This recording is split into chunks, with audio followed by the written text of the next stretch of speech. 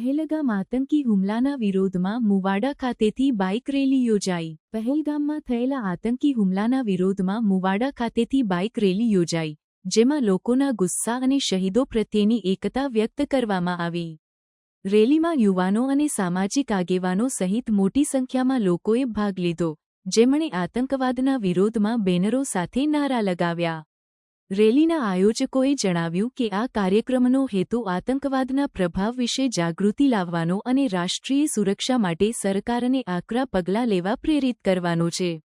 વિરોધ પ્રદર્શન મોમબત્તી રેલી અને શહીદોને શ્રદ્ધાંજલિ સાથે પૂર્ણ થયું। તારીખ 22મીના રોજ કાશ્મીરના પહેલગામ મુકામે દેશના વિવિધ રાજ્યોમાંથી આવેલા પર્યટકો ઉપર પાકિસ્તાન પ્રેરિત ઇસ્લામિક આતંકવાદીઓ દ્વારા જે હુમલો કરી અને 26 નિર્દોષ નાગરિકોને મોતને ઘાટ ઉતારવામાં આવ્યા, તેનો આક્રોશ ઝાલોદ સહિત પૂરા વિશ્વમાં હિન્દુ સમાજમાં અને તમામ સમાજમાં વ્યાપેલો છે।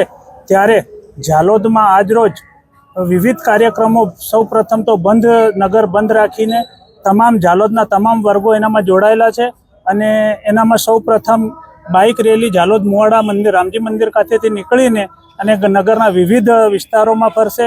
ત્યારબાદ સાંજના 4 થી 6 કલાકે પેદલ માર્ચ રેલી સ્વરૂપે નીકળશે અને 6 કલાકે ધરણા અને ત્યારબાદ શ્રદ્ધાંજલિનો કાર્યક્રમ રાખી અને આતંકવાદના પુતળાનું દહન કરવામાં આવશે। મારું નામ પંકજ પારીક। કાશ્મીર પહેલગામમાં જે પાકિસ્તાન પ્રેરિત અને ભારતના અમુક જે જેહાદી તત્વો છે એમના દ્વારા આમ તો ન્યૂઝમાં પર્યટક કહેવામાં આવે છે, પણ એ માત્ર પર્યટક નહોતા।